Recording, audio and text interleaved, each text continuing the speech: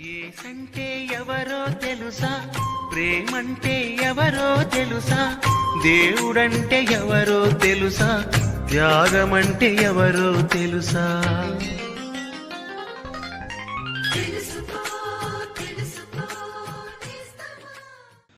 ప్రభు అయిన యేసుక్రీస్తు అతి శ్రేష్టమైన నామంలో మీకందరికీ వందనములు. పరిశుద్ధ గ్రంథమైన బైబిల్ నందు యోహాను సువార్త 13వ అధ్యాయము 33వ వచనంలో మనం ఈ విధముగా చదువుచున్నాం. పిల్లలారా, ఇంకా కొంతకాలము మీతో కూడా ఉందును, మీరు నన్ను వెదుకుదురు, నేనెక్కడికి వెళ్ళుదునో అక్కడికి మీరు రాలేరని నేను యూదులతో చెప్పిన ప్రకారం ఇప్పుడు మీతోనూ చెప్పుచున్నాను. మొదటిసారిగా ప్రభు అయిన యేసు తన శిష్యులను పిల్లలారా అని సంబోధిస్తున్నాడు. ఈ సంబోధన ఆయన ప్రేమకు, శ్రద్ధకు సాదృశ్యముగా ఉన్నది. ప్రభువు తాను సిలువలో చేయబో బలియాగమును దృష్టిలో ఉంచుకొని, నేను మీతో ఇంకా కొంతకాలం ఉందును, నేనెక్కడికి వెళ్ళుదునో అక్కడికి మీరు రాలేరని అన్నాడు. సిలువ యొక్క దుఃఖభరితమైన, వేదనాభరితమైన యాత్ర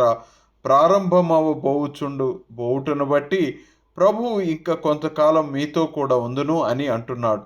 ఆయన శిలువ మరణమును ఎందుకు సహించాడు? దానివలన కలిగిన ఫలితమేమి?